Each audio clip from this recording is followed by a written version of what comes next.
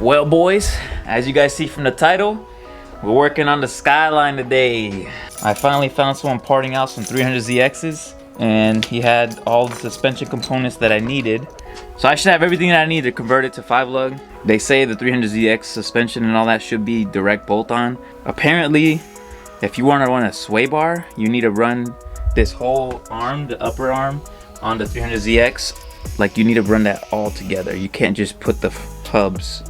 I don't know why, I haven't even like really looked at it, so hopefully it works out. And if it doesn't, then I gotta get what I need to make sure it works. So yeah, I gotta load these things up, and then we gotta drive an hour to where the Skyline's at and start cranking on it. Hopefully everything goes well, and then we can convert it from 4 to 5 lug. All right, I got everything loaded up. I'll go over all the parts and everything I got once we get there. I'm gonna lay it all out for y'all. All right, well, we made it here.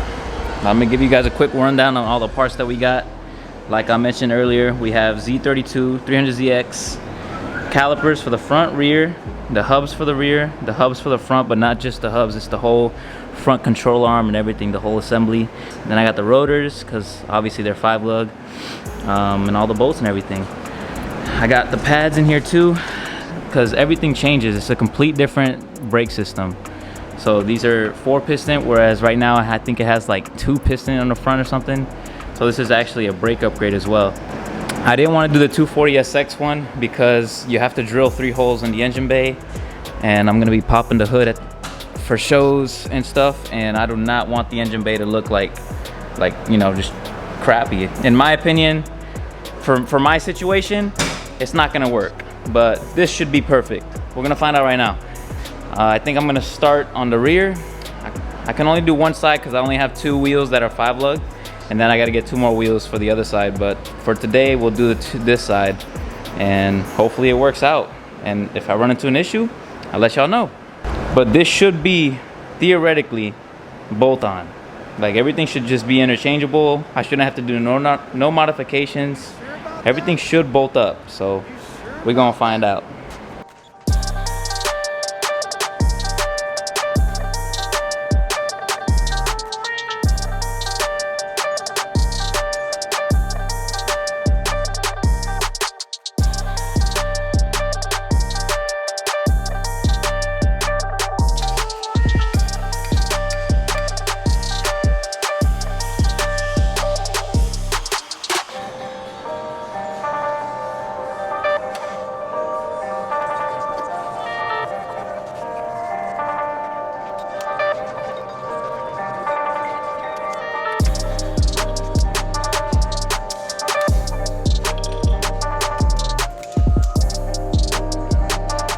I had to run to the auto parts store to get this 36mm socket because my set only went up to 32, and this is a 36, so now we can continue.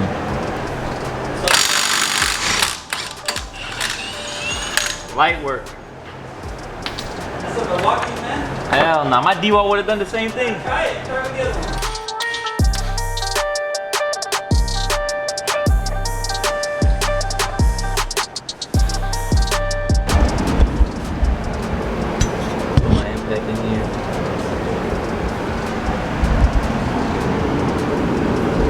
On this side too, put the battery facing up, and I was able to get these 2 out.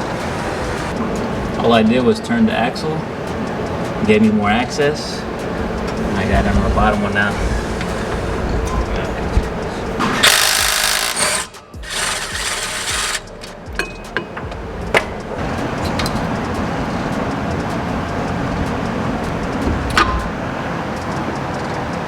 There it is.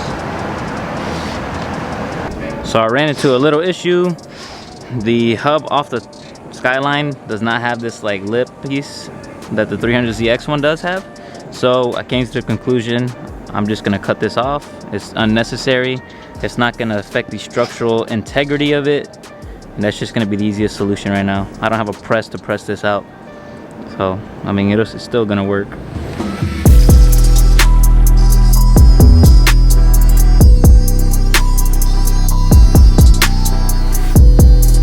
Alright, we cut off that plate, and then we finished it off with this grinder, made it look nice and clean like it's OEM. Now we're gonna spray paint it black. This is the saddest brake can ever. It doesn't fucking What's wrong with that brake can? It doesn't fucking work. No mames. Well, we're gonna spray paint it black, that way it don't rust.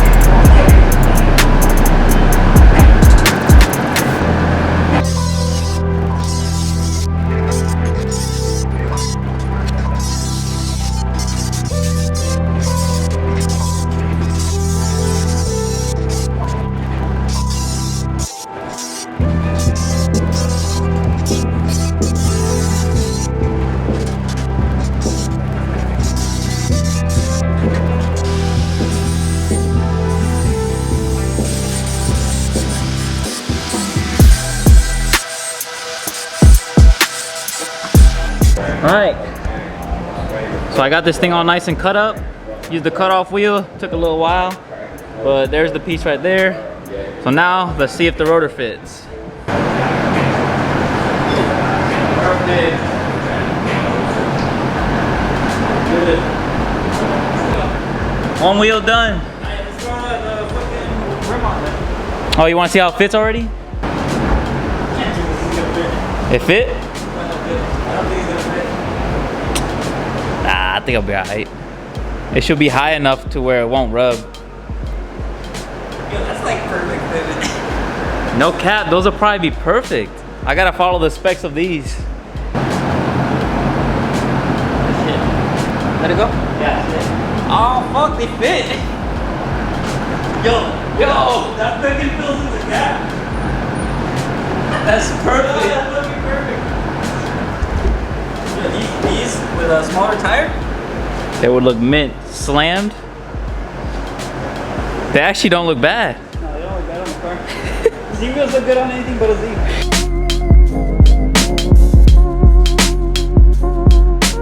Alright, so I ran into yet another issue with the brake in the rear.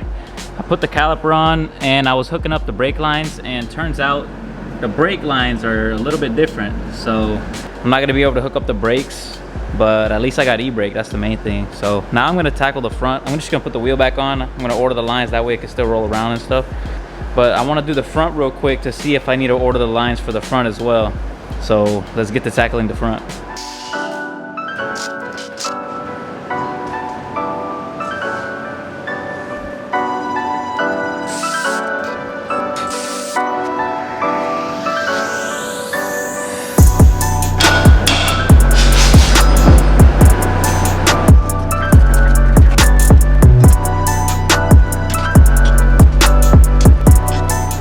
Alright, so I ran into yet another issue on here on the front. So I can't swap out this whole upper control arm system because the Z32 does not have the bracket for the sway bar.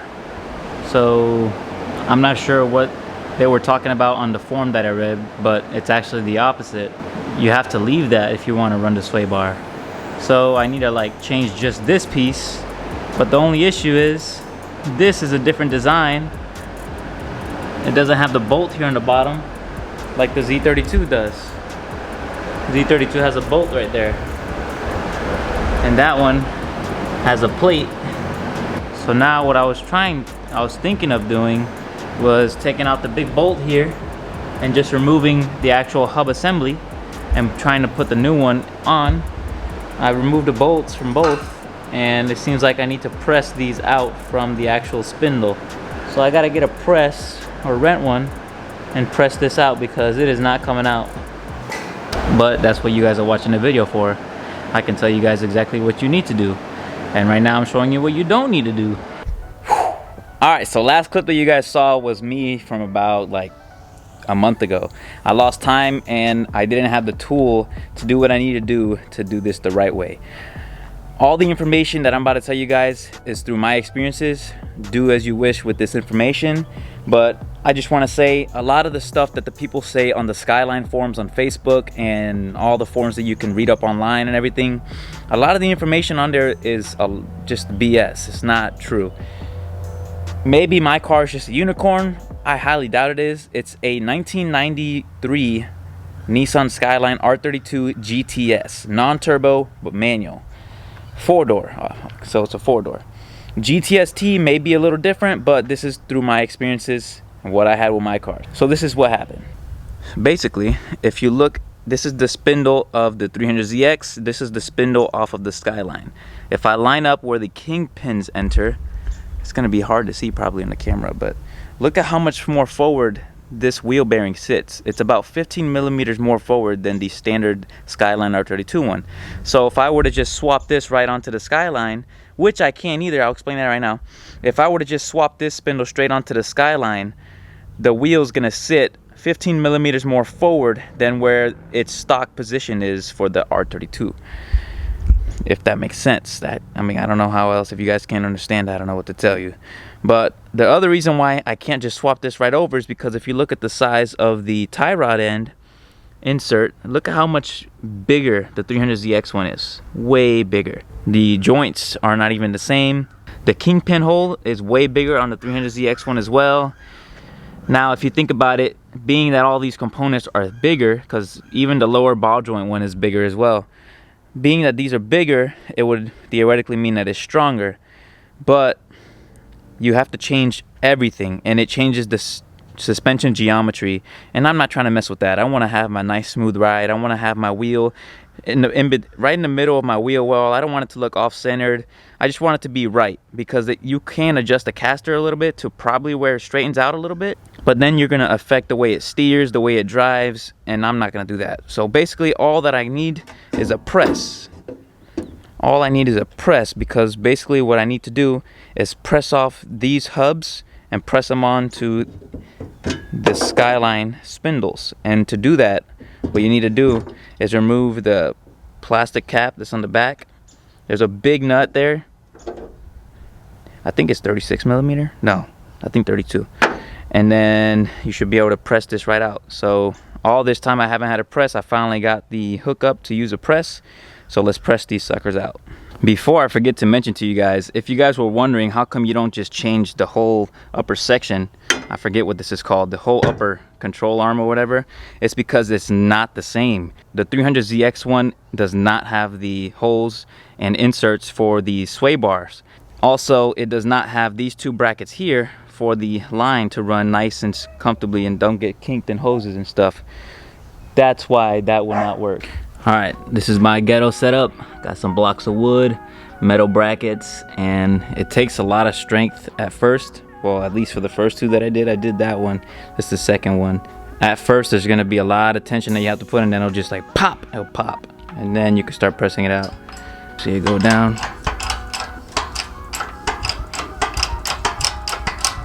Once it pops, it'll slide right out.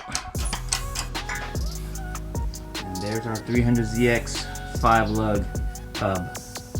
These videos have no audio, so I'm going to do a quick voiceover on what I'm doing exactly. So as you guys can see right here, I am pressing out the bearing. Don't forget to take out the C-clip, the lock clip that holds in the bearing.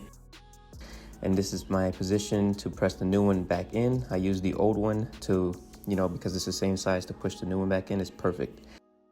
And then I went to Harbor Freight and bought this tool. You need this tool to remove the bearing from the hub, because there's no other way you're gonna get that off. So you need this tool. This tool is a lifesaver. I highly suggest you get it. That's the tool I needed to get the job done. Bearing 513244 from Japan. Tempted. And the seal 417.42,000 premium oil seal. This is the locking clip that locks the bearing in place. And this is how the seal should look once it's completely seated. And I use a steel wool with WD-40 to clean the surface of the hub. That way it's just nice and clean. Here's the kingpin bearing. You guys probably won't need this. And this is the kingpin seal. I needed this, you guys most likely won't. And this is my position when pressing the hub back into the spindle. Make sure that it's going in completely flat, and don't forget to use WD-40 as you're going in. That way it doesn't bind up and it's nice and lubricated. All right, the time has finally come to where I can continue on the Skyline. As you guys see, I already have the knuckles connected with the spindles. I already connected the kingpins. Those bolts on the top had to be torqued down to 71 foot-pounds. The big one back here, they say you just tighten it really tight until where you can feel when this thing locks in perfectly. If you go too tight, it's not going to spin smoothly. Right now it's spinning perfectly. There's no real torque spec that I was able to find for the wheel bearings, but yeah. We're gonna throw these on the car. I was supposed to finish it today. I still might, but I forgot the box with the banjo bolts because I need banjo bolts too for the brake calipers. I'm gonna throw these on the car, and once everything's all done, I'm gonna explain to you guys exactly everything you need for this conversion. Whenever I was pressing the bearings out, the heat shields did pop off, and I was trying to put them back on right now, but they were just being a hassle and they were all beat up and bent up, so I just cut them off. It's gonna help with brake flow anyway, keep the brakes cooler and stuff, especially because I want to use this thing for performance as well. So let's go to the Skyline now and see what we're working with.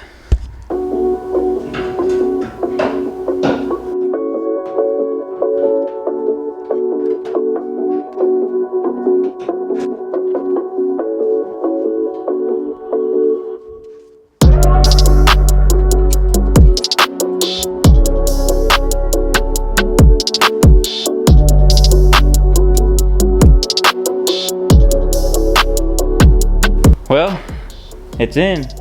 Now I just pretty much got to torque everything down to spec. So for the tie rod end, I found a torque spec of Ugga. I don't know what the torque spec of that is, but for the lower ball joint, the torque spec for that I found was 51 foot-pounds.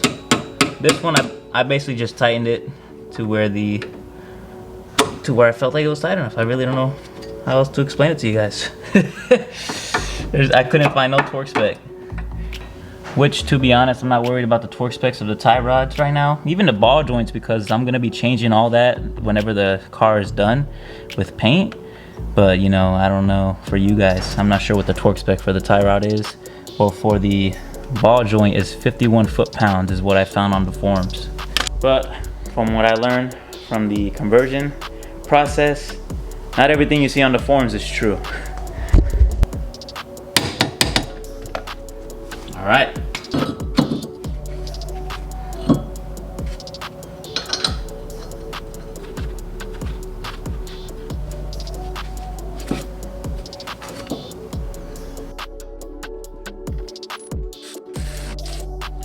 These calipers look so trashed, but trust me guys, whenever the car is done with paint, I'm definitely gonna be taking these off and sending them to get powder coated, because man, these things are bad. Well, finally, the Skyline front and rear, both sides, 5-lug conversion is complete. Now let's go through the list on all the parts that you actually are going to need. Prior to doing this swap myself, I did all my research online. I looked through all the Skyline forums. I even joined the forums on the Facebook forums, and they gave me a lot of information on what to do. They told me to buy all the stuff that I bought. I bought 300ZX upper control arm, all this, everything. I bought all the suspension from a 300ZX. That was a major mistake. So let's go through my list real quick. First of all, my car is a 93 Skyline R32 GTS 4-door. The chassis code is E-HR32. So for the front, what you're gonna need is Z32 300ZX. It doesn't matter what year. I got 93 specifically. You can get whatever year you want, but make sure it's a Z32. You need to get Z32 300ZX hubs, the hub bearings, because you can't press on the 300ZX hub onto the Skyline bearing. It just won't work. It's not gonna work. So make sure you get a new bearing with the hub. And you're also gonna need the 300ZX front rotors and pads, 300ZX front brake calipers. You also need to get 350Z Brembo caliper banjo bolts all the way around. because the banjo bolts that come on the Skyline, they're too long. So I got the 350Z Brembo brake caliper banjo bolts, and it worked all the way around, no problems. So that solved that problem. Now, before I jump to the rear, let me just show you guys everything that's up front. As you see, I have the stock brake line, routing, everything stock going towards the front. Everything is perfect. It looks like it came from the factory just like this.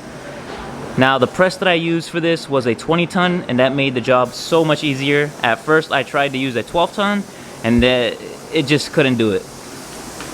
Obviously the calipers right now are ugly, but they're gonna be like that just for now. Once it's done with paint, I'm gonna be switching that up.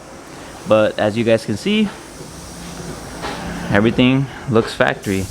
That's off the Skyline.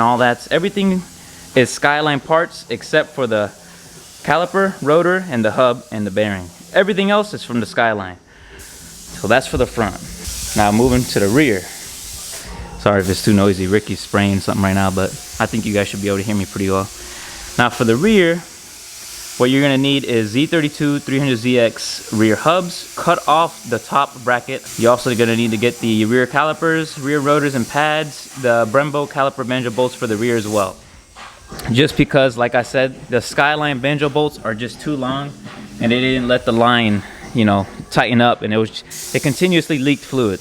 Also, you're gonna need to get the new cotter pins for the axles, of course, but as you see, there you go. That's all you need for the rear. That's it. You can screenshot that list if you want. Do what you will. There's the whole list right there. That was my experience. If I would have known exactly what to do from the start, I would have saved so much money, but now you guys know exactly what you got to do if you have the same Skyline as me. If you have a GTST, your experience may be different. So now we just got to put the wheels on, and we are 5-lug converted. After so long. This took way too long.